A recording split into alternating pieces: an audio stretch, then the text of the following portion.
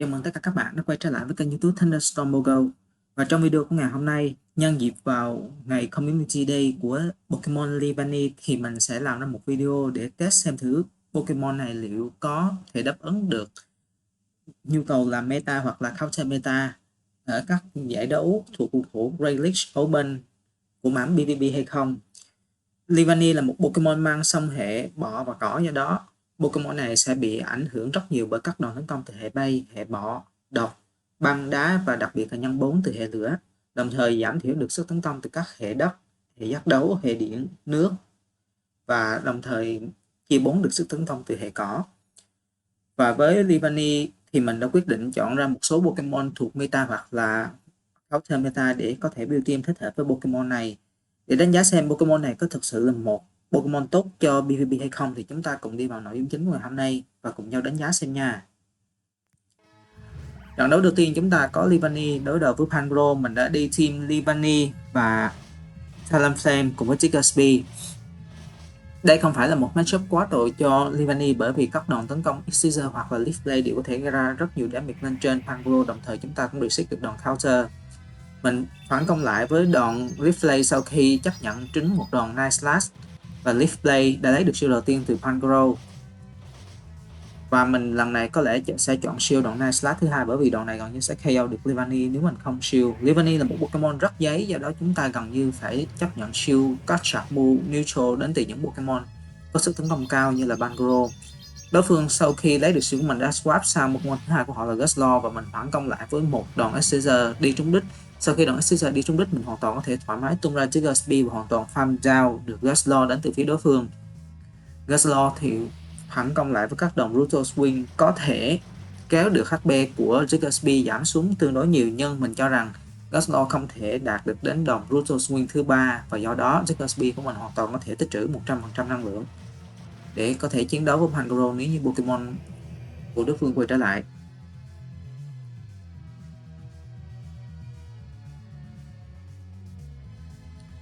Và sau khi hạ gục được Guslow thì đúng như dự đoán, Pangoro đã quay trở lại. Mình phản công với một đòn Scorching Sand và ngay lập tức swap sang Talonflame bởi vì đòn Scorching Sand đi trúng đích. Đối phương đã chấp nhận tung thêm hai đòn counter và do đó đòn Incinerate đã được tính đến việc lên trên của Pangoro.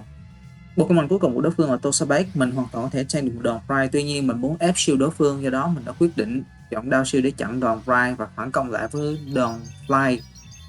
Nếu như một trong hai đòn Fly đi trúng đích thì Toxapex sẽ nằm vào trong tầm mà chúng ta có thể KO với một đòn Scorching Sand cùng với một vài đòn Quick Attack đến từ phía Jigglypuff, đồng thời tạo điều kiện cho Livani có thể close game đấu này. Nhưng đối phương đã chọn farm quá nhiều và mình đã kịp thời tung thêm một đòn Fly thứ ba và đòn Fly đi trúng đích. Với việc đòn Fly đi trúng đích và lấy được shield được của đối phương, mình đã quyết định tung ra Discovery và tung một đòn Scorching Sand để hoàn toàn kết liễu được Toxapex. Đối phương sẽ chọn quay trở lại với Pangoro, tuy nhiên Pokemon này của đối phương chỉ còn quá HP và cũng không quá nhiều năng lượng tích trữ. Mình chấp nhận để cho Jigglypuff ra đi và mình quay trở lại với Livani, tung một đòn Leaf Blade là thừa sức để hạ gục được Pangoro trong theo rank này. Good game. Một game đấu tương đối tốt với từ phía mình. Game đấu tiếp theo mình vẫn tiếp tục đi team cũ và lần này mình đã gặp một Harlick, đó chính là Shadow Dragonite. Shadow Dragonite hoàn toàn có thể hạ gục cả Jigglypuff lẫn Livani, cũng cả Talonflame nữa. Do đó sau khi lấy được shield của đối phương với đòn X-Scissor, mình đã nhảy sang Jigglypuff ngay lập tức. Và trong matchup này thì mình bắt buộc phải double shield và cố gắng tích trữ thật nhiều năng lượng trên Jigglypuff bởi vì mình thấy rằng đối phương không swap sang Pokemon khác ngay. Do đó mình nghĩ rằng ở backline đối phương có thể có một Pokemon nào đó yếu thế với Jigglypuff, cũng có thể là một Pokemon mang hệ độc như Toxapex. Không, nhưng đối phương đã có một Pokemon tương đối là khó chịu, đó chính là Ferrothorn. Nhưng Ferrothorn hoàn toàn có thể bị hạ gục bởi hai đòn Fire Punch, do đó đòn Fire Punch thứ hai này có thể lấy được shield từ phía Ferrothorn. Đúng như vậy, nếu như lấy được shield mình sẽ ngay lập tức nhảy sang Talon và mình đã catch được đòn Power Whip đến từ phía Ferrothorn của đối phương.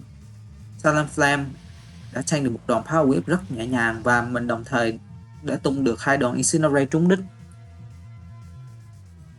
Không ngoài gì đó, Pokemon cuối cùng của đối phương chính là Toxapex, một team Shadow Dragonite.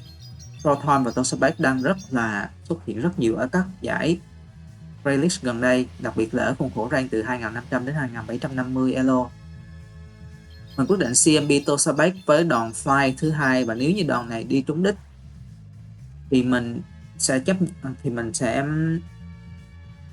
như vậy là đây là CMB, và Talonflame đã dính một đòn prime. Mình ngay lập tức quay ngược trở lại chiếc SB và tung thêm một vài đòn nữa trước khi mà gặp đối phương với một đòn Scorching Sand. Nếu như D9 quay trở lại, mình hoàn toàn có thể đạt được thêm một đòn Fire Punch nữa trước khi Pokemon này có thể sạc được một đòn Shark Super Power. Fire Punch đã gần như KO được D9 và chỉ một đòn Quick Attack nữa là giúp mình giành được chiến thắng trong game đấu thứ này của team. Game đấu thứ ba, lần này mình đã đổi team sang ở backline, mình sẽ đi Dunsparce và Drifblim. Mình đã có một matchup league khá là tệ gặp Carbine, tuy nhiên đối phương có vẻ lo ngại với các đòn tấn công league play đã swap sang ngay lập tức Proton, và Proton sẽ có một matchup gọi là cực kỳ tệ trước Livani nếu như Pokemon này không đi đòn Flash Cannon. Đối phương chỉ farm đến 4 hay 5 và đó chỉ là Power Whip. Mình dễ dàng chain một đòn Power Whip và mình hoàn toàn có thể chain được một đòn Power Whip nữa. Cố gắng farm thật nhiều năng lượng lên trên Livani để có thể đối đầu với Carbine nếu như Pokemon này quay trở lại. Mình đã sạc gần như đầy đủ 100% năng lượng, tung một đòn Excisor để hạ gục Proton, và Pokemon quay trở lại của đối phương vẫn là Carbine. Carbine sẽ bị dính 1 đến 2 đòn Leaf Play nếu như Pokemon này không shield. Mình tung đòn Leaf Play đầu tiên và đòn này đi trúng đích. Lần này có lẽ như đòn Leaf Play thứ hai sẽ lấy được shield từ Carbine nếu như đối phương muốn bảo vệ cho Pokemon này còn khỏe mạnh.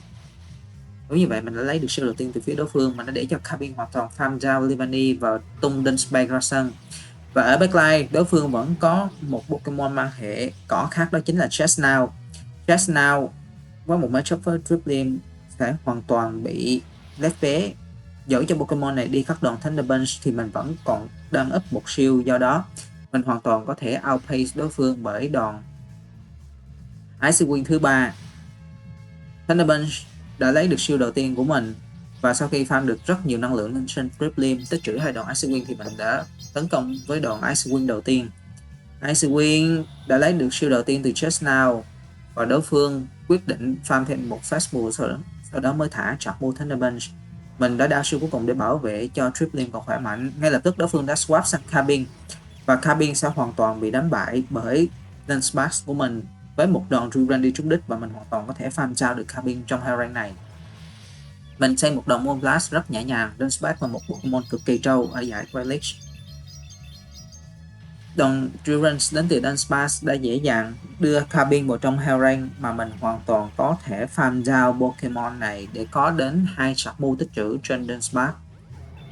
Và với việc Pokemon Chestnut của đối phương còn quá ít HP thì một đòn Durant đi trúng đích sẽ đưa Pokemon này vào trong tập một Phasmo Ronald nữa, đủ sức hạ gục Pokemon của đối phương, giúp mình tiếp tục giành được chiến thắng. Cuối game đấu tiếp theo, chúng ta có một Battle rất tệ, đó chính là Togekiss. Togekiss hoàn toàn có thể làm cỏ Chestnut, do đó mình phải ngay lập tức swap sang Drifblim.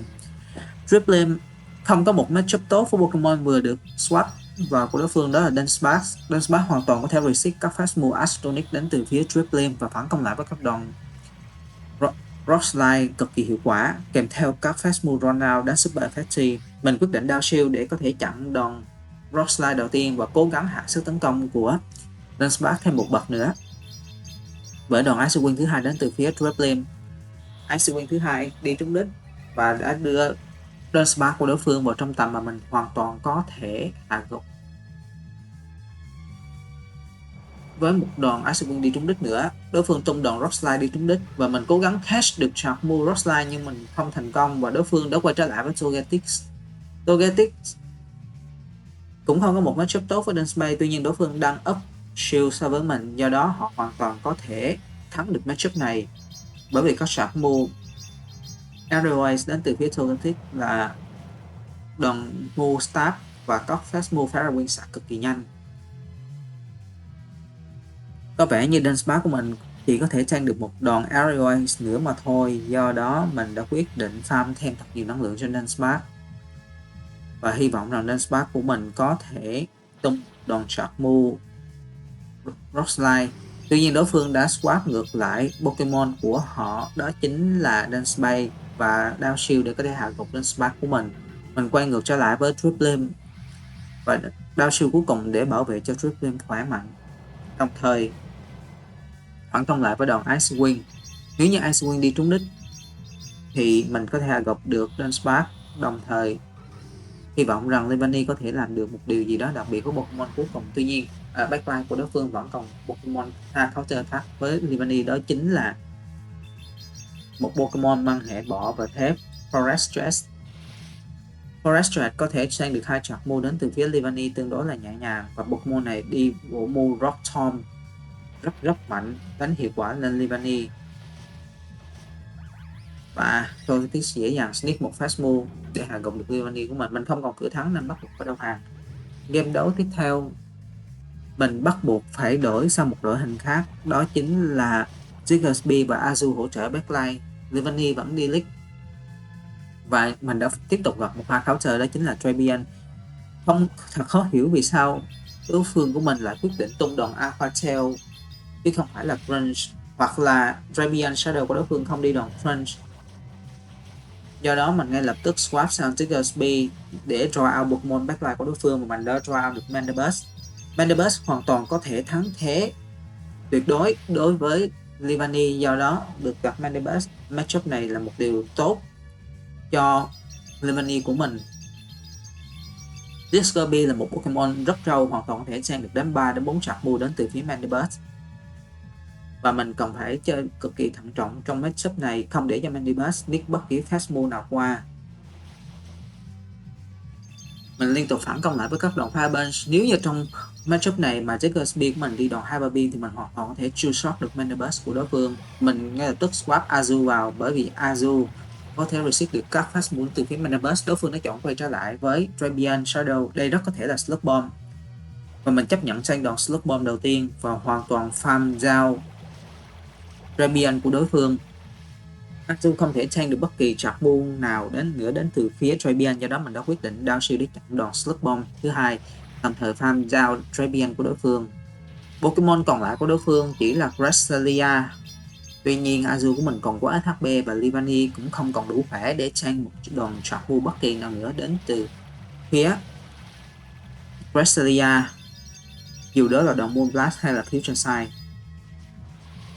Mình tung ra các đòn Sharkmu Ice Beam và Playground để đưa Cresselia vào trong tầm mà mình có thể hạ gục với một đòn Scissor. Cresselia nhận ra họ không thể hoàn toàn farm down được Azu nên quyết định tung ra đòn Sharkmu Grass Knot để hạ gục Azu của mình. Mandibuzz quay trở lại và Leavanny của mình không thể tranh được một đòn Aerial Ace trong rank này, do đó mình đã quyết định down shield cuối cùng để bảo vệ cho Leavanny, đồng thời swap sang Jigglypuff để catch đòn Aerial Ace thứ hai. Aerial Ace đi trúng đích, nhưng xem ra Jigglypuff của mình hoàn toàn có thể tranh được thêm một đòn Topos nữa, và mình hoàn toàn có thể đạt được đến 2 Sharkmu Fire Punch trước khi đối phương có thể tung được 2 đòn Sharkmu Topos. Nhưng cho rằng đối phương trong tình huống này bắt buộc phải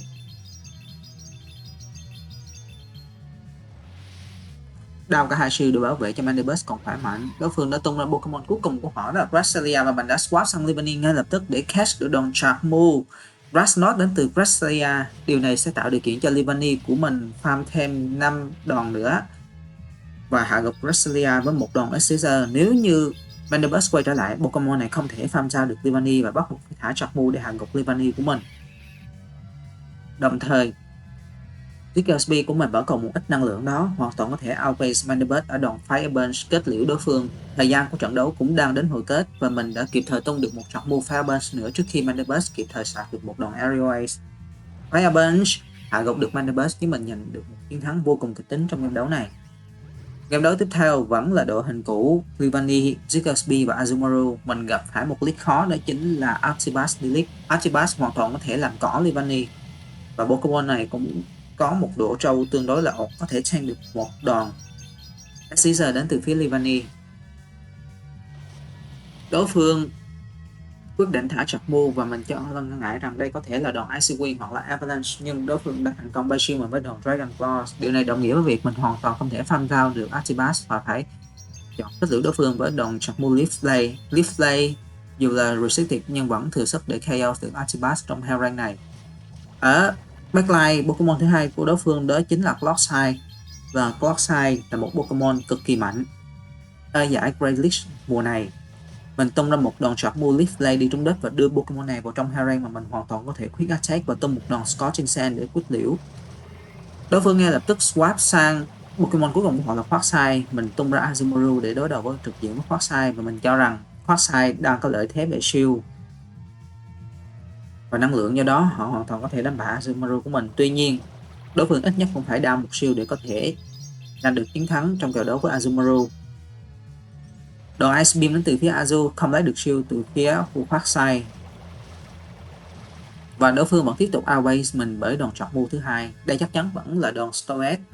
Mình vẫn giữ lại một shield để bảo vệ cho Triggersby trong trường hợp cần thiết và phản công lại với đòn Ice Beam đến từ phía Azumarill. Ice Beam thứ hai đã lấy được shield từ phía Quagsire. Mình vẫn tiếp tục ở lại với Azu để hy vọng rằng đối phương có thể thả Chakmu và thả đi năng lượng đang có sẵn trong Quagsire. Mình sang được một đòn Aqua Tail và ngay lập tức nhảy sang Triggersby một lần nữa đối đầu với Quagsire. Quagsire bắt buộc phải tung đến 3 đòn Earthquake đi trúng đất để hạ gục được Triggersby trong hell rank này. Mình đã farm thêm một vài đòn Fast Move nữa trước khi thả đòn Scorching Sand đi trúng đích và đưa Quagsire vào trong tầm mà chúng ta hoàn toàn có thể tham gia Pokemon này. Mình cho rằng trong số 2 Pokemon còn lại thì đòn Earthquake từ phía Quagsire sẽ mạnh hơn so với Aqua Tail đến từ phía Quagsire. Do đó mình đã down shield để bảo vệ và đối phương nhận ra họ không còn weaken nữa, bắt buộc phải đầu hàng. Game đấu tiếp theo mình đã chọn một team khác, đó là Mandibus Delete. Backline gồm có Libani và Gastrodon. Mình đã gặp một Halix, đó chính là Quagsire Delete. Quagsire nếu như đi đòn Storm thì có thể true shot được Mandibus và 2 đòn Storm bởi vì Mandibus mình không phải là một Pokemon có chỉ số IV tốt. Và mình lại còn đi mua Airslash thay vì Snore như thường lệ. Mình quyết định swap sang Gastrodon để cast Chakmu. Tuy nhiên đối phương đã đoán được việc mình sẽ swap và họ đã tích trữ năng lượng trên Quagsire, đồng thời tung ra Pokemon thứ hai của họ, đó chính là Livani. Livani hoàn toàn có thể hạ gục được Gastrodon rất dễ dàng với một đòn Chakmu. Replay đi trúng đích. Đòn Body Slam này đến từ phía Gastrodon cũng sẽ gây ra một lượng damage khá là trên Livani, và Pokemon này của đối phương vẫn kịp thời tung thêm một đòn Chakmu Executor lên trên Mandibus. Mình vẫn kịp thời tung được 2 đòn Airslash. Tuy nhiên ở backline đối phương vẫn có một hard counter đối với toàn bộ team của mình, đó chính là Dunspace. Dunspace hoàn toàn có thể thắng được cả Mandibus lẫn Livani. Các Chakmu, các Fast Move đến từ phía Livani là Shadow Claw hoàn toàn bị resist bởi Dunspace, và do đó mình không thể tung Livani vào trong matchup này được. Cho nên đây là một matchup mà mình hoàn toàn không có cửa để lật kèo và mình bắt buộc phải down shield để bảo vệ cho Mandibus, hy vọng rằng có thể đạt được Chakmu Dark Pulse. Nhưng đối phương đã swap ngay sang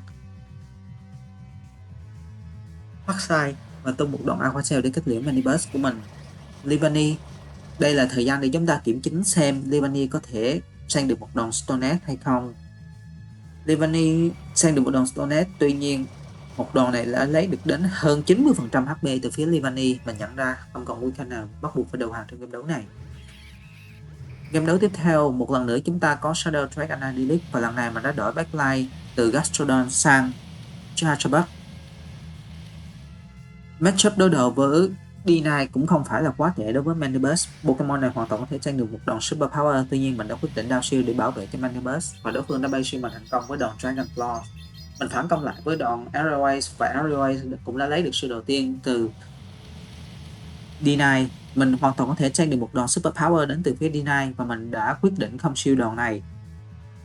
Super power đi trúng đích, Mandy vẫn còn sống tương đối khỏe và đối phương đã quyết định swap sang Pokemon thứ hai của họ, đó là Toxapex. Toxapex hoàn toàn có thể thắng thế được Charjabug trong kèo không shield, tuy nhiên trong các kèo khó shield thì mình hoàn toàn có thể làm chủ được trận đấu này. Đối phương đã bay shield mình thành công với đòn Pride và mình phản công lại với một đòn Distract đến từ phía Charjabug. Toxapex đã nằm vào trong Hellray này mà mình có thể hạ gục đối phương với một đòn Assist. Tuy nhiên để cẩn trọng hơn thì mình vẫn quyết định tung một đòn Distract để hoàn toàn có thể hạ gục được Toxapex. Khi mà D9 quay trở lại, Pokemon này của đối phương có lẽ như quyết định sẽ hoàn toàn farm down Toxapex, tuy nhiên họ đã đánh giá thấp Toxapex của mình. Xin lỗi các bạn, Charjabug của mình. Ở backline của đối phương có một Pokemon yếu thế và cả ba Pokemon của mình, đó chính là Cresselia. Các đòn Exeter sẽ đánh cực hiệu quả lên Cresselia và mình cần phải có 2 chặt mũ Exeter đi trúng đích. Đối phương nhận ra điều này, do đó họ đã quyết định thả chặt mũ trước khi Charjabug của mình sạc được thêm một đòn Exeter nữa. Grassnot dễ dàng hạ gục được Charjabug và mình quyết định quay trở lại với Mandibuzz để tung một đòn chặt mũ Double lên Cresselia. Double hoàn toàn có thể hạ gục Cresselia, do đó đối phương đã quyết định đao sư cuối cùng, và với việc mình tung ra Leavanny, đối phương nhận ra họ cũng không còn bất kỳ Winkin nào nữa. Dù đây là đòn Future Sight thì Leavanny vẫn còn sống sót. Đây là Moonblast và đối phương đã chấp nhận bỏ cuộc.